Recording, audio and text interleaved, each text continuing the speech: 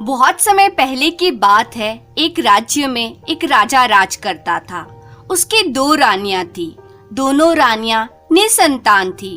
राजा सभी मंदिरों में जा जाकर पूजा पाठ करते, घर में पूजा पाठ करवाते कि उनके कोई संतान हो। दोनों रानियां भगवान से विनती करती, पर फिर भी दोनों रानियां मां नहीं बन पाई। एक बार एक सन्यासी उस राज्य से गुजर रहे थे। राजा के दरबार में सभी लोग कहने लगे कि वे सन्यासी बहुत ही महात्मा हैं। क्यों न उन्हें राज दरबार में बुलाकर इस समस्या को हल करने के लिए विनती की जाए। राजा ने कहा कि सन्यासी को आदर से महल में बुलाया जाए। वे महात्मा जब महल में पहुंचे, राजा ने दोनों रानियों को बुलाकर कहा, महात्मा का सत्कार बड़े आदर के साथ होना चाहिए। बड़ी रानी उसी वक्त तैयार हो गई और महात्मा को बड़े आदर के साथ खिलाने लगी। छोटी रानी महात्मा के फटे कपड़ों की ओर देखती है और उनकी सेवा करने से इनकार कर देती है। छोटी रानी को अपने रूप और धन का बड़ा घमंड था। कुछ दिनों बाद महात्मा जाने के लिए तैयार हो गए। जाने से पहले बड़ी रानी को उन्होंने खूब आशीर्वाद दिया और कहा, बहुत जल्द ही इस महल में बच्चों की आवाज सुनाई देगी।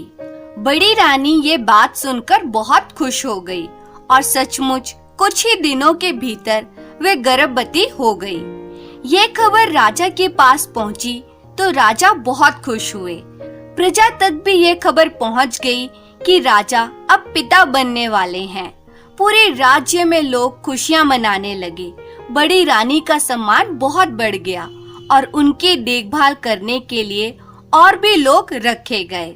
उधर छोटी रानी के मन में बहुत ज्यादा ईर्ष्या हो रही थी। रात दिन वे ईर्ष्या से जलने लगी थी। सोच रही थी कि अभी से बड़ी रानी का इतना आदर हो रहा है, ना जाने बच्चा पैदा होने के बाद कितना ज्यादा आदर होगा। यह सोच सोचकर छोटी रानी छटपटा रही थी। उसने राजमहल की दाई को बुलावा भेजा और उसे ढेर सारा धन देकर अपने साथ शामिल कर लिया और दोनों मिलकर होने वाले बच्चे का इंतजार करने लगी। समय पर रानी ने 2 बच्चों को जन्म दिया, एक बेटा एक बेटी। दाई तुरंत दोनों बच्चों को एक झांपी में रखकर छोटी रानी के पास ले गई और उसके बाद उसने बड़ी रानी के पास 2 पत्थर रख दिए। बड़ी रानी ने जब पत्थरों को देखा तो उसे बहुत हैरानी हुई, ये कैसे हो सकता है। उधर राजा खुशी से झूमते हुए बड़ी रानी के पास पहुंचा और जब उन्होंने देखा बड़ी रानी 2 पत्थरों को आश्चर्य से ताक रही है, राजा वहीं रुक गया और दाई से पूछने लगा, क्या बात है। दाई ने कहा, बच्चे नहीं पत्थर निकले हैं। राजा को बहुत गुस्सा आया। राजा ने बड़ी रानी को उसी वक्त बंदी गृह में कैद कर दिया। पूरे राजमहल में ये बात फैल गई कि बड़ी रानी ने ईंट पत्थर को जन्म दिया है। उधर छोटी रानी ने अपने 2 चौकीदारों को बुलाकर वे झांपी उन्हें दे दी और उनसे कहने लगी, इस झांपी में 2 बच्चे हैं, दोनों को ले जाओ और मार डालो। दोनों चौकीदार झांपी लेकर जंगल में गए। झांपी खोलकर बच्चों को जब देखा तब दोनों ने निश्चय किया कि बच्चों को वहीं छोड़ देंगे, भगवान बच्चों की रक्षा करेंगे।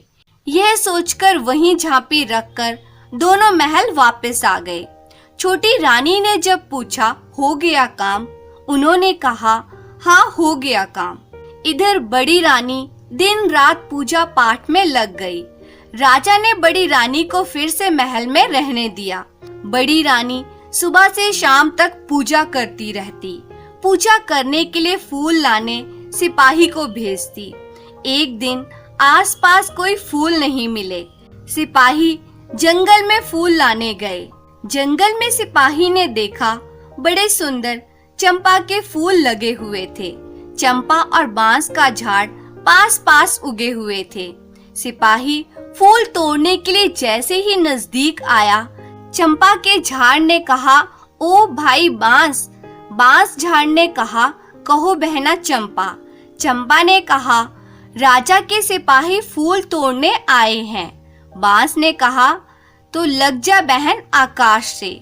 जैसे ही बांस ने कहा, वैसे ही चंपा का झाड़ ऊपर की ओर बढ़ने लगा। बढ़ते बढ़ते वे इतना बढ़ गया कि सैनिक फूल तक नहीं पहुंच पाए। सैनिक आश्चर्यचकित होकर ताकते ही रहे। सैनिक दौड़ते हुए सेनापति के पास पहुंचे और उन्हें सारी बात बताई। सेनापति ने विश्वास ही नहीं किया। ये सब क्या कह रहे हो? सैनिकों ने कहा, आप एक बार हमारे साथ जंगल चलिए, एक बार खुद देख लीजिए। सेनापति सैनिकों के संग चल पड़े। जैसे ही सेनापति चंपा और बांस के पास पहुंचे, चंपा ने कहा, ओ भाई बांस।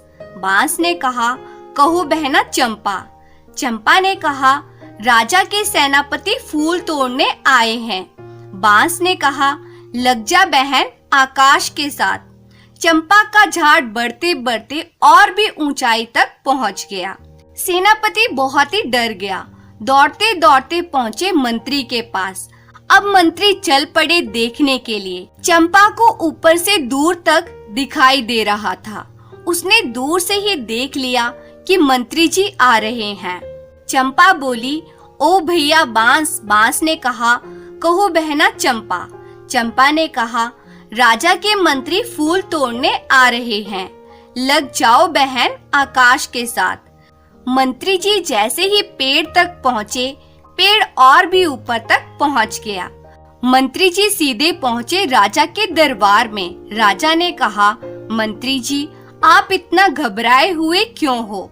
मंत्री ने कहा, राजा जी आप इसी वक्त मेरे साथ चलिए।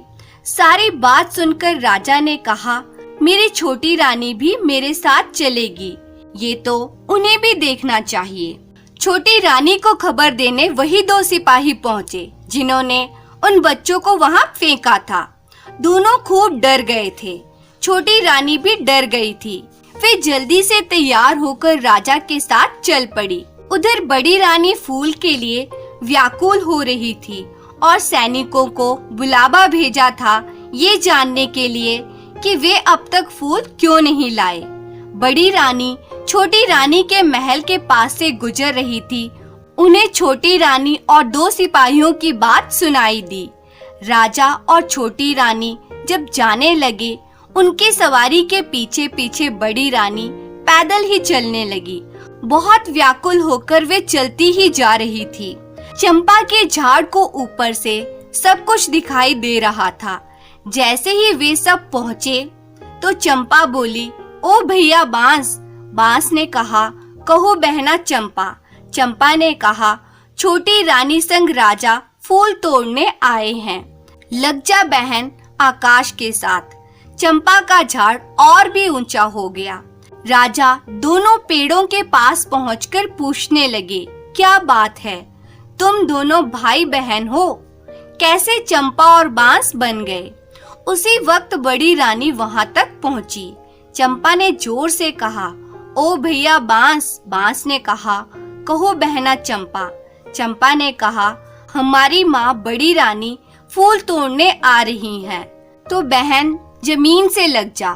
चंपा जमीन में झुक गई और बड़ी रानी के पैरों के पास झूमने लगी। साथ साथ बांस का झाड़ भी झुककर बड़ी रानी के पैरों को छूने लगा। इसके बाद चंपा और बांस ने राजा को सारी बात बताई। राजा ने उसी वक्त छोटी रानी को अंधेरी कोठरी में बंद करने को कह दिया और वह बड़ी रानी से माफी मांगने लगी। बड़ी रानी बड़े दुख से चंपा और बांस को देख रही थी। ये दोनों मनुष्य कैसे बनेंगी? बड़ी रानी दोनों के करीब पहुंचकर दोनों से लिपटकर रोने लगी। जैसे ही उनके आंसुओं ने चंपा और बांस को छुआ, चंपा और बांस मनुष्य बन गए। बेटा और बेटी को बड़ी रानी ने गले से लगाया और वे सब रथ में बैठ गए। राजा रानी दोनों बच्चों के साथ राजमहल की ओर चल पड़े। साथ में बाजा गाजा बजने लगे। पूरे राज्य में खुशियां फैल गई और इस तरह से राजा ने बड़ी रानी और अपने बच्चों का अपने महल में खुशियों के साथ स्वागत किया। और वे पूरा परिवार महल में खुशियों के साथ रहने लगा। धन्यवाद।